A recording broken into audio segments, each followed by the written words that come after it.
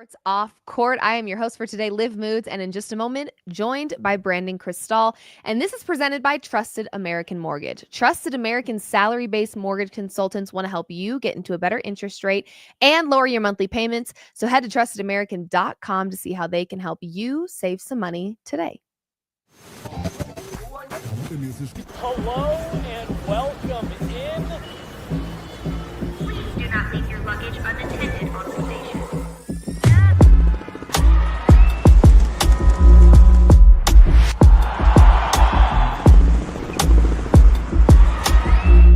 Welcome to the show. Welcome in, everybody, to another Guerrilla Sports Off Court. We are here talking today about the Denver Nuggets, who took on the OKC Thunder yesterday. Fell short by about, 20 points in that one. Definitely let that game get carried away towards the final minutes in that one.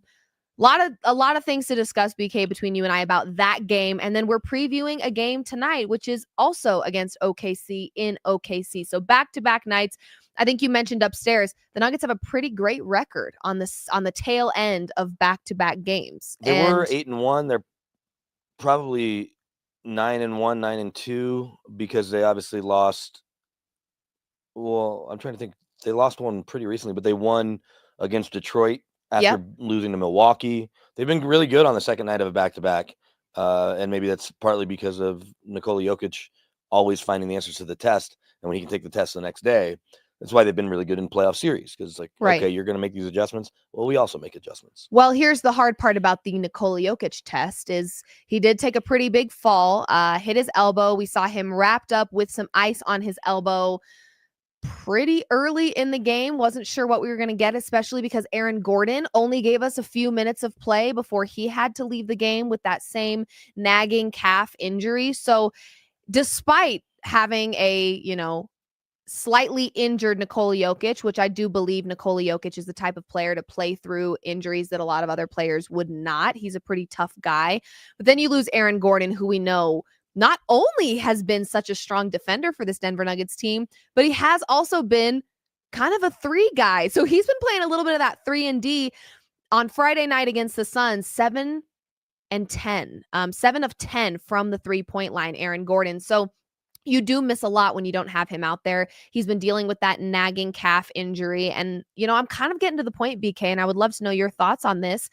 I feel like you sit Aaron Gordon for, you almost over rest him at this point so that he can be available for you for the playoffs and hopefully a deep playoff run by the Denver Nuggets, because there is a lot of value to having him on the floor. We know this, not just in the defense and the aggression that he brings, but he also has been lighting it up from the 3-point line. So in my opinion, because it does feel like he's available one week and then available and then unavailable the next, it's very inconsistent what we're getting from Aaron Gordon. I think you utilize some of those guys in that second unit that have been proving themselves, that I think will only get better the more they play.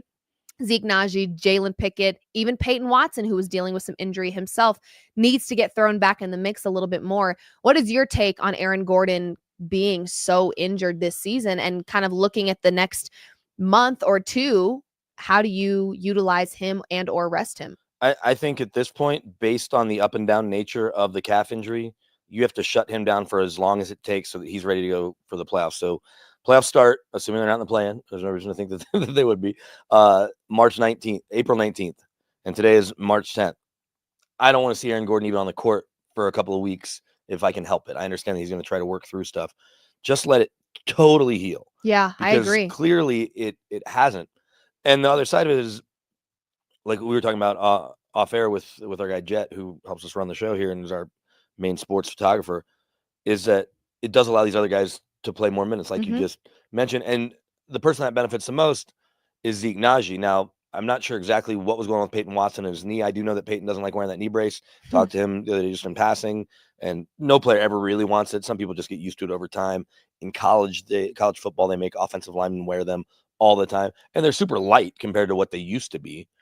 But it's still a hindrance, or it's a psychological thing that you're thinking about.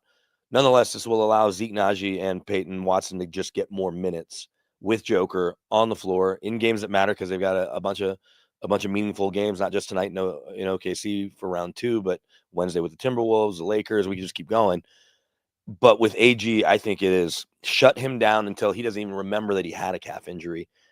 The tricky thing, though, is that as you get older, soft tissue stuff, hamstrings, calves can linger. I'm not lying, and I know I'm not Aaron Gordon by any means, but from about age 30 until I kind of stopped doing anything the last year or two, softball-wise even, but softball, pickup hoops, football, I'd have to wear a calf sleeve because it would just always feel like it was about to It pull. lingers. It just lingers and lingers and lingers. And when you look at his size, his speed, his strength, the amount of force he's putting on it, it's gonna bother him. But also, he helps you so much defensively that we haven't really does. spent a lot of time talking about because he's been so good on offense and what that means and running with the second unit. But he makes everybody's life better on defense too. For so sure. you are going to lose that. Now, Zeke Najee's been a good defender. Mhm. He's not Aaron Gordon, but we saw him switch out on SGA, get a hand extended on a jump shot that came up short on SGA. So Zeke is kind of the most surprising part of this stretch of the season. He and Jalen Pickett both. But with AG, I think you just shut him down. Can we spend some time, though, because of the nature of how we do this show, and then you keep having games, but to go back to Friday night and what Joker did? I mean, I haven't even looked at your show rundown, but Listen, you brought it up, and I just wanted to make sure that. and I am so upset. I mean, of course, Friday night ended up being a really great night for me personally. So I'm not like so bummed that I missed it, but I am so bummed that I missed it because my gosh, if you guys did not know, I did get proposed to on Friday, and BK was actually kind of a little bit a part of the plan in terms of, hey, can you cover Friday night's game? Liv doesn't know it yet, but she's going to be proposed to that night. And so he was kind of in on it. And of course, so thankful to have BK to step in and help fill in for me. But by the time it was all said and done, and I've got my phone and I'm refreshing everything, I'm looking at this game like, are you kidding me? It looks, and I did also hear from the Guerrilla Sports family about Friday night's game against the Suns and that it was pretty frustrating because the Nuggets were up by quite a bit, did what they typically do in true Nuggets fashion, let the lead slip away, and ended up being way too close for comfort, had to go into overtime because of CB and then Kevin Durant both making some beautiful threes to send it into OT. So yeah, I'm a little disappointed that I missed that game, but it is so, and I think this is where that MVP conversation has begun to become very frustrating. It is not normal what Nikola Jokic is able to do. And we just talk about what he does so casually.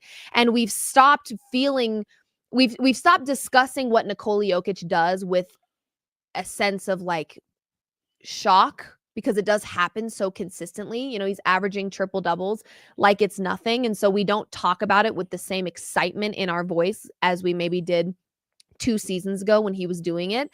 But that doesn't make it any less impressive. And for him to be, I mean, what was it? 30, 21, 22? Something insane. 30 points, 31 points, 21 boards, 22 assists. And I'm sitting there at the game. I turned to the other media members, one of the guys that works with the team, another guy that works another outlet in town. I'm like, we might see a 30-15 and 15 game or a 30-20 and 15 game, just because 20 assists seems so crazy. I get that he just had 19 at that game in Indianapolis, and that was his biggest production in terms of an assist night in a single game, second all time to Wilt Chamberlain at the time, who had 21. And when we asked Joker about it, I give Bennett Durando credit from the Post because I asked him about it. He's like, yeah, no, it's cool, no big deal. And then Bennett kind of went back and said, hey, it kind of is a big deal. Yeah. And basically Joker said, yeah, it's stuff I'll think about when I'm retired. And he kind of said that on Friday, but I am glad that I went to the game. I was planning on going either way. I did miss getting a chance to chat with my old pal KD, who I've just got a little relationship with in passing, and mistimed it because I was in the Nuggets locker room and all that. So I just missed KD, but I wanted to go see KD play. I wanted to try to chat with him. And obviously you knew it'd be a fun game, Friday night, electric crowd. But then as it's happening, and they did a good job of forgetting. The defense wasn't great down the stretch. Part of that was because Devin Booker and Kevin Durant are so damn good that you have to take that into account. And I guess Bradley Beal too, and even Grayson Allen, so easy to not like between the Duke thing and just the way he carries himself. Right.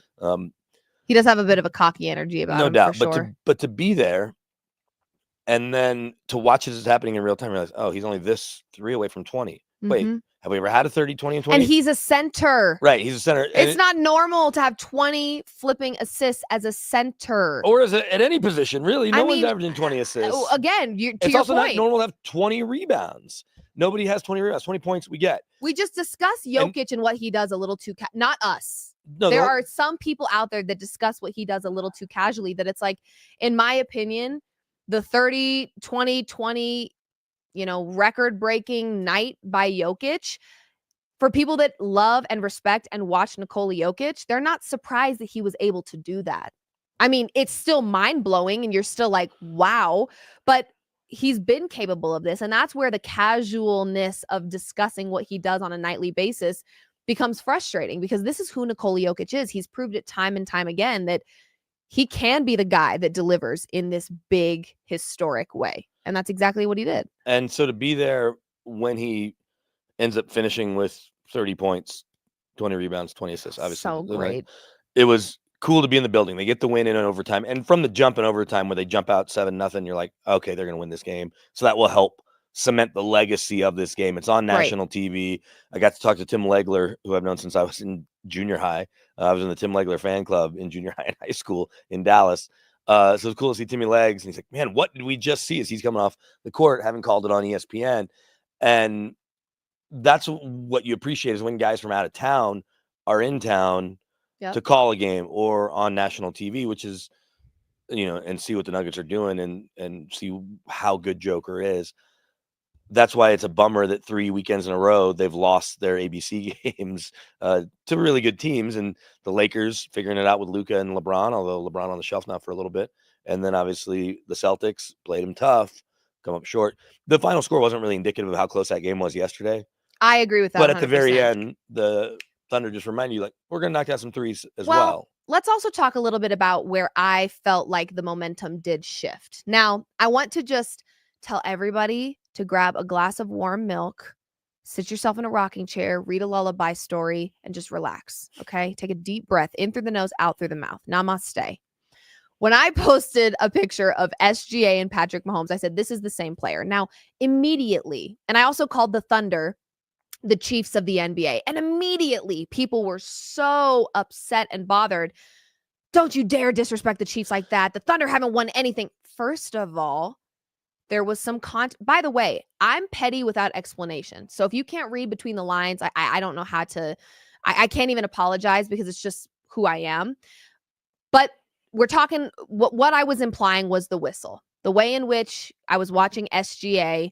I tweeted and said, I've seen dandelions that can stay upright longer than SGA can, because there is a bit of flopping going on and it is a little annoying to watch. And OKC fans, I hope you are informed enough to understand, like, he can still be your favorite player and you can still recognize that there's a little bit of flopping going on. And this is a league-wide epidemic. I'm not saying SGA is the only flopper. Jokic has flopped from time to time. It's a league-wide epidemic. I'm sick of it. I need it to end.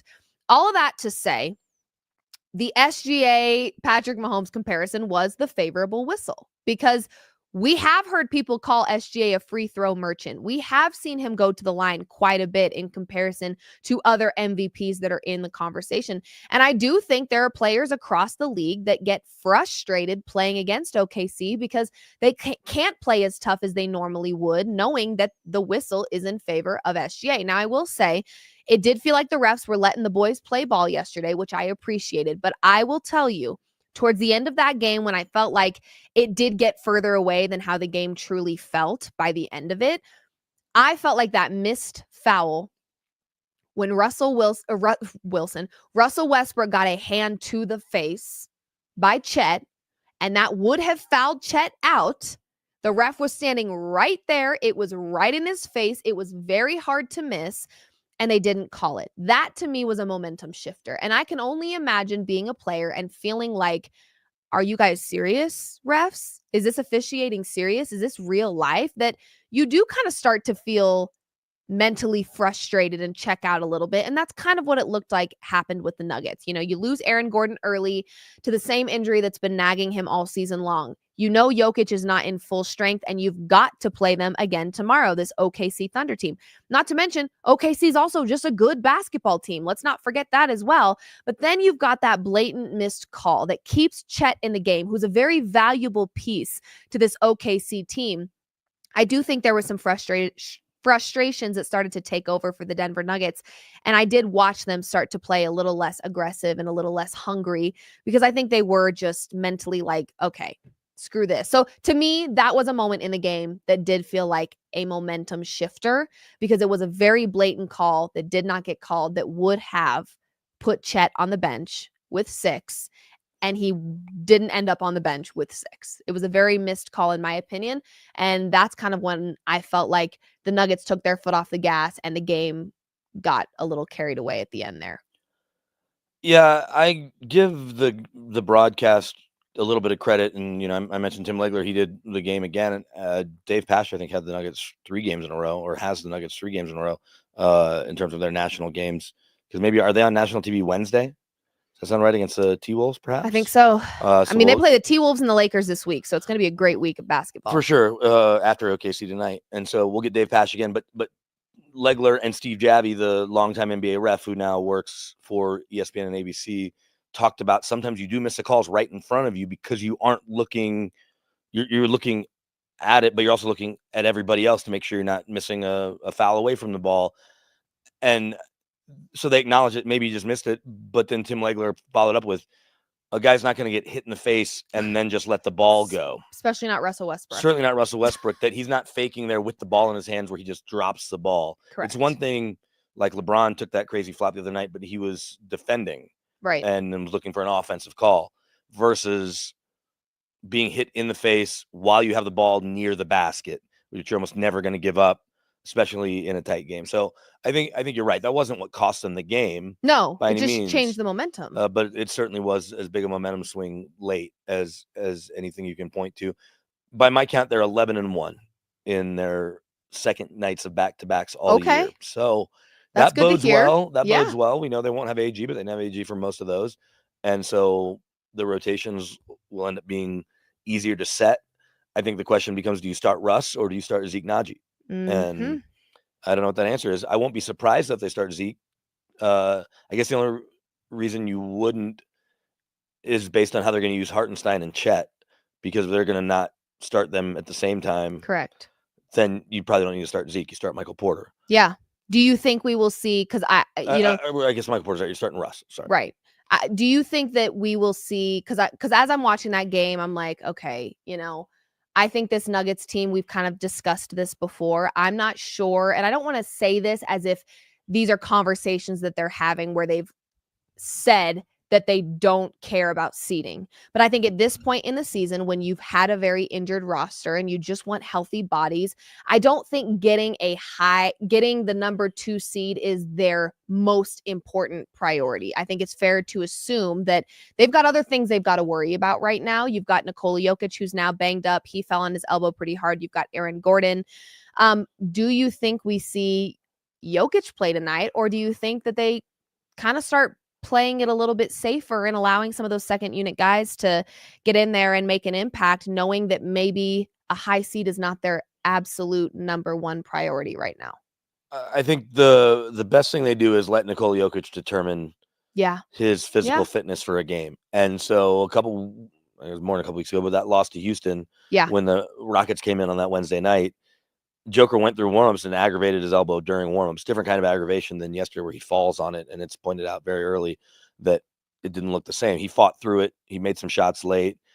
And if they're going to continue to guard him one-on-one, which is what OKC does, whether it's Chet or most of the times Hartenstein, he's going to work to score inside. You did see him at times think about the 3 and then work his way inside, because the 3 just wasn't falling for neither Joker nor SGA. It wasn't either of their best days shooting behind the arc.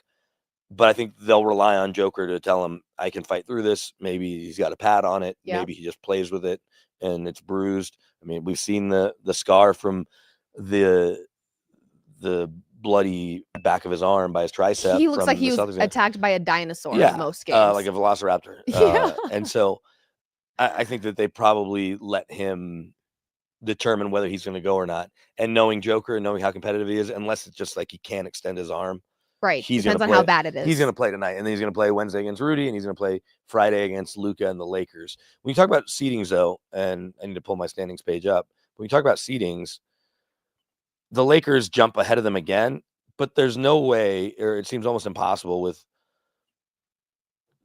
LeBron out, we think 1 to 2 weeks at least, Yeah, with the they groin said. strain. And with LeBron, who's 40, right? 40, 41, Mm-hmm.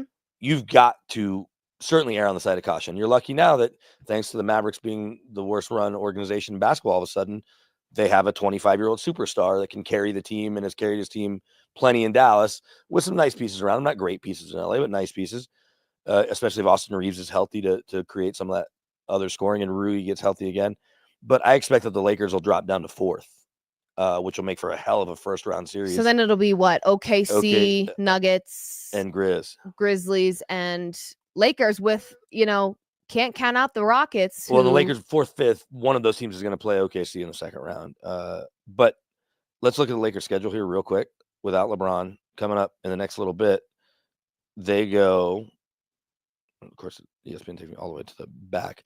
They go to Brooklyn today, so that's probably, Brooklyn today, at Milwaukee here on Friday. Suns, Spurs, kind of a walkover. Nuggets at home, Bucks at home, Bulls. Then they're back on the East Coast at Orlando. Gonna be tough. Depends on which Magic team you get. At Indy, they're going to play hard, especially if Tyrese is healthy. At Chicago, they still play Memphis. They still play Houston. They play the Warriors. They play the Pelicans again. OKC twice. The Lakers have the same kind of deal. It's April 6th, April 8th. So that's got one more game in between. That is a Sunday and a Tuesday. The Final Four is the 5th and the 7th. So don't be surprised if you see some of those guys at the national championship game. We've seen that from time to time because the NBA does a cool thing where they don't play on championship Monday. They let college basketball have their day. Love that. And so that's why you see lots of NBA players that are associated with the school somewhere. Christian Brown flew to Lawrence, Kansas, or flew to Kansas City and drove over to Kansas on Saturday for senior day for DeJuan Harris and for some of his buddies there that he wanted to see, and then made his way obviously to OKC for the early game. He probably just drove straight down or jumped on a plane and went straight down. Anyway, Lakers have Houston again too at the very end. So the Lakers, it's not gonna be easy, but I guess you got to look in the short stretch of Denver, Phoenix, Denver again, Milwaukee. So 4 of their next 6 games are tough. Brooklyn not being one of them. Spurs play hard, but they don't have Wemby. Yeah. I'm just saying I feel like the Lakers could drop a peg or two, even though they've been playing so great. Definitely. No LeBron is going to hurt you Of with course. as well as he's played. You want to know something else I heard, and I got to shout out because it's not my stat, so I can't take credit. But Jake Shapiro from 104.3 The Fan and DenverSports.com told us during the game, LeBron's career averages, 1 billion games that he's played, right? 27 points, 7 rebounds, 7 assists. Prior to his injury Saturday night, and I didn't see what he finished with, but this was Friday night. We were sitting there because the Joker thing makes you start looking at numbers. Not once in his crazy long career has LeBron ever had a game where he had 27, 7 rebounds, 7 assists. So interesting. But those are his averages. Those are his averages. 27 points, 7 rebounds, 7 assists. Wow. Talk about a statistical anomaly. Right. I was Glitch in going the to say, matrix. talk about, and I always get so blown away with like statistics these days and just how advanced our technology is to track things, because there will be times I see a stat online and it literally in my brain, it feels like it's like Nikola Jokic becomes first player to wear green shoes with yellow laces and play in Los Angeles on a Tuesday and score more than 10 points. I'm like, how in the actual hell did you know that? Like, that is the most oddly specific statistic. 27 but that is points, a cool one. 7.5 rebounds, 7.4 assists. Guess how many games LeBron has played Oh God. in his career? Oh God. Well, what, he's been playing since he was 22. Hasn't he been playing since he was 19? He was 18. 18? Yeah, he was 18. So turned 19 that's in what, 22 Christmas. years? So 22 seasons. Holy This cow. isn't counting playoffs or Olympics. Right. So I mean, just off the top of my head, if I'm doing like, I'm just gonna round it to like, let's just say 90. No, more than that. Oh, because you're gonna let me count playoffs for you just to make it. Yeah, I was gonna say okay. count playoffs. So I'm gonna Got just it. like round it up to like around 100 games. If you include like, so 100, I'm gonna round it to like He's also played in 100. every All-Star game, so there's that. Right. Okay. So before this year. 100 games in 22 seasons. give or take, I'm going to just round up and say 2,500 games he's played in his career, LeBron. It's going to be less than that. He's played 1,500 in the regular season. So right, but if you include the Olympics, the All-Star games. Yeah, but just games that count. I don't know why they're not giving me playoff. Oh, because playoffs are a whole different category. But 1,550 regular season games. And then here I can click on playoffs. It's just remarkable how it really is. I don't know why it's not. It's just apparently you can't click on playoffs on Basketball Reference anymore. Still, he's probably around 2,000. the fact that he's never had 2,000 is certainly an easy number to assume because he's played like 2 full seasons worth of playoffs. Correct. Get to 8 straight finals. Right. So That's there's what I'm that. saying. Like the playoffs alone are yeah. kind of accounting for seasons with LeBron because he's been there so often. Do you know all the nicknames no one would ever call him that Basketball Reference is saying that he would be nicknamed after the 3 most obvious or 4 most obvious? So the most obvious is King James, which he has on his back. LBJ, which is Chosen One. Maybe he has that on his back. Does it say Chosen One or does it say King James? I think Chosen One, actually. Oh, so Chosen One's on his back. Yeah. Bron, which was more when he was younger. I don't think. The Little Emperor. Never heard that one before. The Akron Hammer. What? That feels like that would have been his name, like in a traveling, right. playing the Globetrotters. Oh, the Akron Hammer here. Yeah, LeBron right. James. L Train, Benjamin Buckets, and Captain L'America, which someone might have tried to force on him at the Olympics, but I've never heard him called Captain L'America. I've heard some unkind names that people have called LeBron James. Anyway, I thought that was. I'm sure he's got a lot of nicknames. Statistical, and I mean, let's bring back to the Nuggets too. Friday night and Joker. How about he had basically 2 triple doubles? And you got to give Danny Hyatt credit. He does stats for altitude, and he's a really good Twitter follow. But he put out there that he hit his triple double at the 10:22 mark of the third quarter. Mm-hmm. So 9th fastest triple double of all time. He has the first. Then after that, so all third, all fourth plus overtime, another triple double. Insane. I mean, no one's ever done that either. Again, I say we, not we here, but there have been plenty of people that have just begun to speak about Nikola Jokic and his level of talent and his level of skill in a way too casual manner, because what he did on Friday is who he is. I would not call that stat line a fluke when it comes to Nikola Jokic. He is capable of doing that most nights. Now, you look at the group that he's got around him, his supporting cast, and any given night, MPJ is good to show up. We saw that against OKC. Michael Porter Jr., 15 rebounds, 24 points in 38 minutes of basketball. The problem is, and I think my largest frustration with the Nuggets often is they all feel like they take turns showing up. Can we all just show up together? Because my gosh, if you did, I'm not sure there's a team out there that could beat you. I think that's why they're still as well regarded as they are. I pulled up NBA.com's of course rankings. They're 6th. They're one of the 2 or 3 teams that you think can come out of the West. The Warriors are obviously making some noise. The Lakers, we won't know what they are until they have LeBron back. Although this is a really good chance for them to continue to grow with just Luka, which is what their future is going to have to be. I get Nuggets fans and most basketball fans that don't like the Lakers don't want to hear that. But because of how well they've played at times and the flashes you see from MPJ, we're like, oh, that's vintage MPJ, but what he was in that run to the finals. Christian Brown's emergence.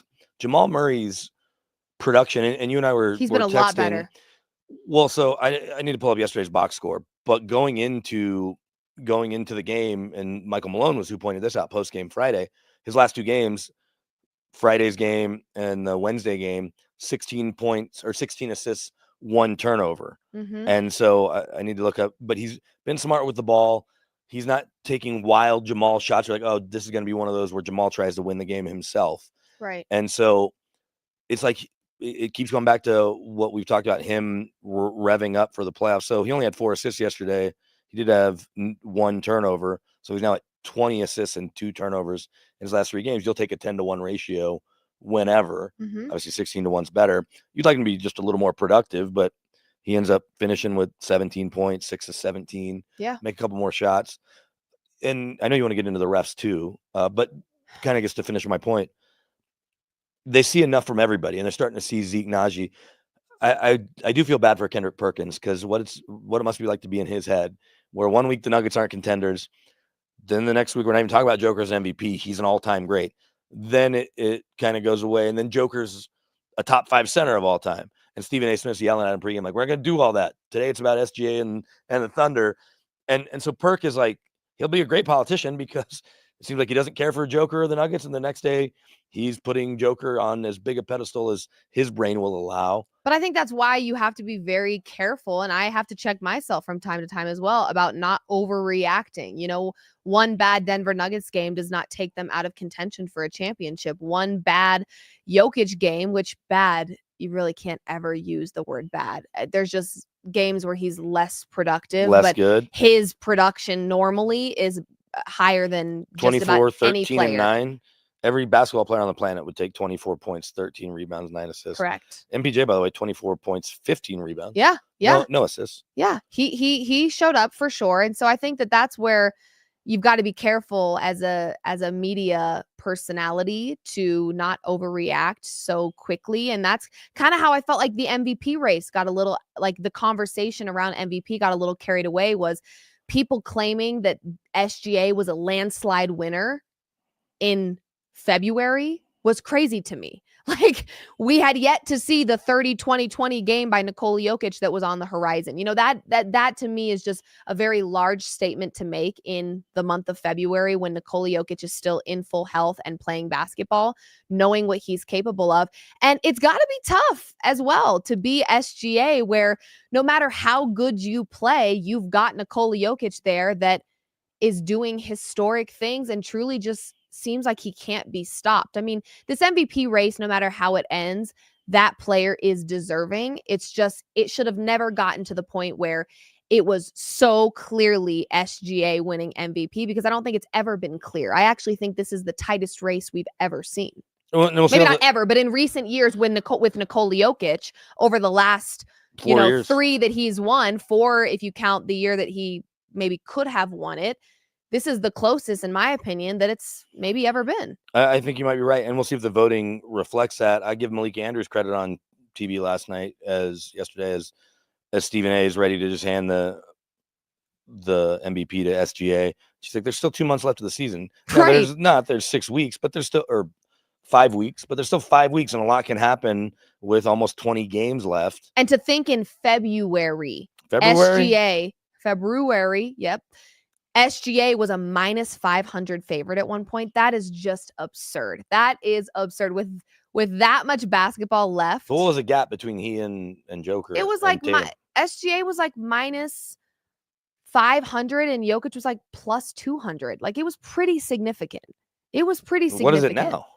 I think after his 30-20-20 game, Jokic was, I don't know. It's changed a lot. And they brought this up yesterday. Bob Myers did, and I'll give him credit. He goes, the odds shouldn't be cut in half after one game. No, that's what I'm saying. The overreactions are a bit much. Part of it is that you know how it is. The markets are responding to the action. And so either way, I'll look it up here real quick to see what it is. But I'm excited to see the last 5 weeks of the season. And so we obviously hope that Joker's going to go tonight. And I didn't know that he could do enough coming off 30-20-20, though. If he would have had, I mean, he was an assist shy of the triple-double. But if he ends up with that same triple-double and they win, right? But SGA still has 30 to 40 points, which is what he had, 40. You're going to have a hard time. People that are convinced, the Stephen A's of the world right now, that are just giving it to SGA, that Joker outplayed him. Now, if tonight the exact same thing happens, almost identical box score, and we can break down the box score, and there's about 3 reasons why the Nuggets didn't win, but the most obvious is at the line, where the Nuggets took 20 free throws to 25. So it's not a huge gap, but the Thunder make 22 of 25. Mm-hmm. The Nuggets make 11 of 20. And I understand Joker's elbow had something to do with it, but he wasn't the only one missing free throws. Everybody was missing free throws.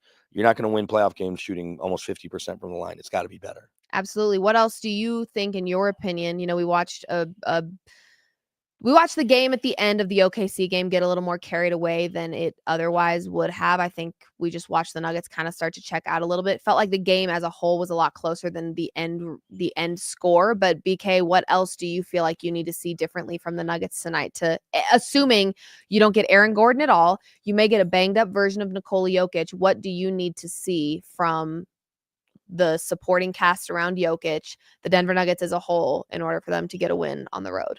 All right, and before I answer that, I did pull up the odds. SGA is minus 600 now, so See? 6-1, right? Is that math right? Mm-hmm. You put up 100 to win 600, but Nikola has fallen back a little. He's plus 430. See, and that's just crazy after, So again, what is that? yeah. 100 The swinging bucks. of these odds has been a little 100 bucks crazy. wins 430. Well, so then am I not good at math? I'm not good at math. 100 bucks wins 60. Sorry, 16. So that's Okay. how heavy a favorite he is. Yeah. So SGA, yeah, to win 100, you have to bet 600. I'd like to see them. They protected the ball pretty well. Yeah. They only had 7 turnovers. Yeah. Thunder had 5 turnovers. But for the Nuggets, who average about 13 and have had some tough stretches of late, they protected the ball well. I didn't have a problem with too many of the shots they took, but they did have a lot of shots blocked. They had 14 shots blocked compared to the Nuggets only having 6 blocks. The Nuggets don't block a lot of shots, whereas with Hartenstein and certainly Chet Holmgren, but then SGA on guards and guys like Lou Dort and all of the Jalen Williamses. There does feel like there's a million. But the Oklahoma City plays the best defense in the league, and we've seen it from the jump, literally since game 1 of the season. They're relentless on defense. They deflect more passes than anybody. They have more steals than anybody. They have more block shots, and they win more 50-50 balls than anyone in the league. Mm-hmm. So you have to protect the ball. Thus, there wasn't a lot to not like about the Nuggets game other than they let it get 6, 8, 10 points, and they kept to cut it back. But they played pretty good defense. They only allowed 1 more 3 than they made. It was 12 threes to 13 threes. So you just want to see them maybe make 1 extra pass so a shot's not getting blocked. But at times, guys are coming out of nowhere. Right. Michael Porter thinks he has an easy layup, and it comes out of nowhere. Now, Michael Porter had a hell of a block, too, so you got to give him credit on one end, on the other end. But I think it's do what you did yesterday and make a few more shots. Make your damn free throws. Yeah. Go 16 of 20, and it's They're a different free conversation. Points. I understand that 16 of 20, you're still losing by whatever the final score was, but by 8 or whatever, even if you make those free throws. But it just changes the flow of the game. You got to make your free throws. And maybe they even shoot better today than they did yesterday. They didn't shoot poorly, obviously, making 12 threes. And I loved the hot start that they started the game with. I mean, that was very exciting. I tweeted they were projected to win 160-36 when they were up. Yeah. When they were 14-3, they were going to win 160-46. It was trending that way for sure. And I mean, that's something I feel like the Nuggets. Yeah, 127. They didn't lose by 24 points. I mean, obviously they did. The shots went in. Right. I mean, on paper, but that's the other part too. They were playing better defense because they didn't make any garbage threes late. But OKC made a bunch of threes to extend it. That if you're playing just a little bit better defense there, they're not making 13 threes. They're making 9 threes. Right. Yeah. What do you want to see different? I'll throw the question back to you. Or same. What do you want to see? Yeah, I just want to be honest, I want to see the same thing. I want to see the same thing, copy paste, because to me, I really wasn't, despite the end result, I wasn't entirely disappointed at the game that they played personally, based on watching this team for many seasons. And I do think it's hard when you think you have an Aaron Gordon available and it gets ripped out from under you 7 minutes into the game. That's difficult. So knowing you don't have AG, you prepare a little bit differently. And I think I just want to see the same thing over and over again from this team, because I actually liked what I saw from them yesterday, and the game felt a lot closer than that end score. So continuing to play aggressive, making free throws is a big, big, big one. But otherwise, don't change a thing. Be better from the line and keep your head down, stay focused, come out with a really hot start like you did yesterday. And otherwise, I would just say copy paste everything else. So better free throws and just going into the game with the mindset that you don't have Aaron Gordon. Because again, that's a hard thing to deal with, like right in the middle of a game when you're not expecting it. So yeah, I want to see the same thing. So hopefully we get a win tonight for this Denver Nuggets team. I'm not going to hold my breath because OKC is really good. And that's also a big conversation. As much as I love my Denver Nuggets, OKC is playing really great basketball right now on both sides of the floor, and you got to give it to them. You got to give credit where it's due. So I definitely was pleased with, I believe the Nuggets were only down by 1 at halftime, and that was with, a Jalen Williams that wasn't hot yet. He only had 6 points, although it felt like he had way more at that point in the game. And the Nuggets bench was not contributing whatsoever, and the Nuggets were able to keep this game close. So to me, there is hope in this Nuggets team being able to go head to head against OKC in a 7-game series, but there's still some loose ends they've got to tighten up. So as long as they can do that, I feel pretty good. But yeah, that's all I've got. What do you have? Any final words before we get out of here? Well, one of the things that I texted you, and obviously this scenario would mean that both teams are in the Western Conference Finals, but 7 games between these teams. And look, if the Nuggets somehow fall back to 4th, they could be a second round matchup. But 7 games between these teams will be a lot of fun. Super fun. And I actually said it would be, I tweeted and said it would be the best case scenario. And people were like, yeah, right. Nuggets are going to be bounced in the first round. I still don't believe that. and here's how you know that going back to the refs thing, and you should probably see this throughout, is Joker is such a load, and they want to cover him one-on-one. They're not going to switch that up, that he is going to keep Hartenstein and Chet Holmgren in foul trouble most of a series, and we should expect more of the same tonight. So because one did they both end up with 5 fouls? I think. Does that sound right? I think they both had 5 fouls. Chet and Jokic? Yeah, no, Chet and Hartenstein. Hartenstein. I know for Hartenstein sure had 4, and Chet had 5. I was going to say. That's going to keep happening. And I give Joker credit because when he saw Chet in there, he's like, let's go. And he kind of missed one. And that's where their help defense and their activity. I think you just need to be more aware of where all the hands are that are flying in, and protect the basketball a little bit better, and make an extra pass when you can.